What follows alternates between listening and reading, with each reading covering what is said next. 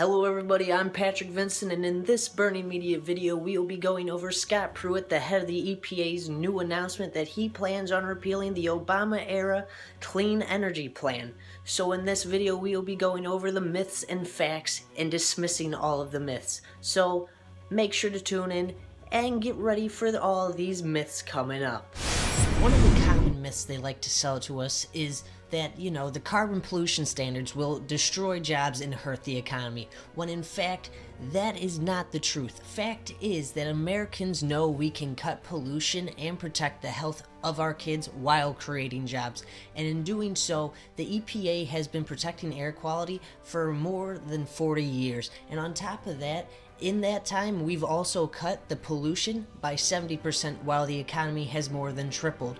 And another fact to combat that is that EPA's detailed economic analysis shows that this proposal will create tens of thousands of jobs all over the country. And they aren't the only ones. Two independent studies show that even larger job gains of around 300,000 jobs when the Clean Power Plan is fully implemented. And if we look at the carbon reduction programs even that are already in place, remind you, we can find that from 2014 up till 2016, the Regional Greenhouse Gas Initiative Trading Program is expected to create 14,000 new jobs across the 9 states. So that's just myth one. So carbon pollution standards will destroy jobs and hurt the economy. Myth, slam it down as a myth. That is false. So what's the next myth up here on the chopping block? Well, carbon pollution standards will cause Americans' utility bills to spike. We hear that one all the time, which again, that is false. When fact is, cutting carbon pollution will help eliminate waste and save families money all across their electric bills. I almost said electric boards. That wouldn't have made sense. You guys would have looked at me and been like, what are you saying? So how is this false? Well, let me tell you. In reality, EPA's plan will cut carbon pollution so we can protect the health of our kids without increasing the energy bills of ordinary Americans. In fact, these standards will actually shrink electricity bills. An estimated $85 each year for the average household. Now, that may not seem like much, but it will save consumers a total of $155 billion from 2020 up till 2030 by increasing energy efficiency and reducing costs to the electricity system. And another fact to knock out this myth would be a recent independent analysis found that carbon standards for power plants can save American households on their electric bills. For example, the Clean Power Plan is expected to save the average household up to $147 on their energy bill in Virginia and $144 in Ohio each year. And another study found that consumers can save $41 billion in the year of 2040 if states aggressively pursue the clean energy options. So again, we need to step in that right direction and build jobs in the renewable and self-sufficient sectors, clean energy sectors, is what I was trying to say. So let's dive into the next myth and see what else they're trying to pitch to us.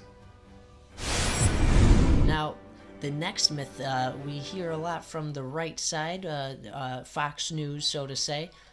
The myth is the Clean Power Plan is regulatory overreach. Big government's come to take you. But anyways, the fact is the Clean Power Plan is clearly consistent with the EPA's legal authorities. How so, you may ask? Well, let me tell you. The Supreme Court has made it clear that the EPA has the responsibility under the Clean Air Act to set limits on greenhouse gas emissions that endanger public health and welfare. And Section 111 is the appropriate tool under the Act to address carbon pollution from power plants. The Clean Power Plan is consistent with the text, history, and structure of the Clean Air Act. And the final plan reflects unprecedented public endangerment and is responsive to the feedback provided by the stakeholders during the process. It is long since time we fulfill the responsibility under the Clean Air Act to address the most urgent environmental problem facing our country. and others abroad, because climate change does not just affect the United States. The countries and islands that will be affected most will be the little ones that no one's ever heard of nor knew that were populated. So these are the things that we should be worrying about also. It's not just affecting us, it's affecting smaller third world countries. They are seeing this too. Climate change is just not happening in America. And finally, the biggest myth of them all. No, it isn't Santa. No, it isn't the Easter Bunny. And no, it is not, Bigfoot. No, it is that climate change isn't real. Now, that is the biggest myth of them all out there, because that is a big pile of nope, it's real. Climate change is real, and it's happening now, and it's affecting every region of the country and world. So, the Pentagon sent a report recently to Congress reinforcing that climate change possesses immediate risk to our national security.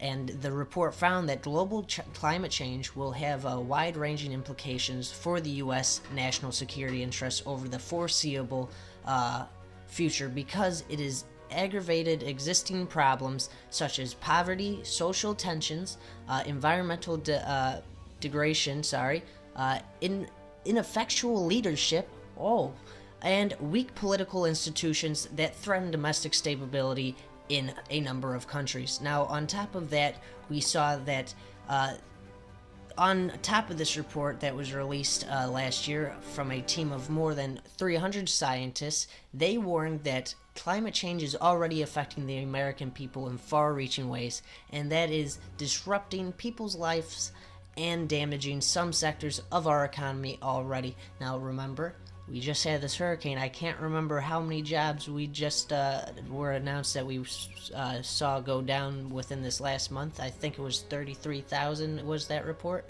But again, climate change will affect jobs. It will affect our food. It will affect our resources. It will affect our way of life. And it is something that we have to take serious, and it's something we should build on.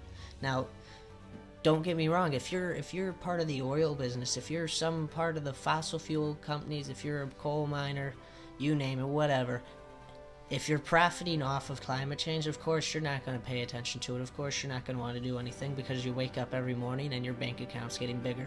But that's not the issue, because it's not your communities that get affected. It's the low-income communities that these factories and refineries get built in. It's these low-income communities that fracking becomes very prevalent so it's just these little things. It's look outside the box of your little personality that you've built up for yourself. It's just stop thinking about yourself. So that's the last little myth that I have right here, because climate change is not a myth. It's very real. We see it. We last year alone, 2016, we saw the most floods across the United States in history. We are on a over 16-month heat streak, I believe it is. It's October, and in Illinois currently we have been seeing it in the 80s and 90s. That isn't normal. So there's just multiple things that should be a red LED light saying, hey, we should do something about this, but it doesn't seem like our current administration wants to do anything. So, once again, I'm Patrick Vincent. This has been your Burning Media Update. Make sure to hit that follow button, and if you don't, make sure to hit that subscribe button below and subscribe to our YouTube channel. You are independent media. You helped us build this set. You helped us buy our cameras. You've helped us get this far. Thank you for your support. Patrick out.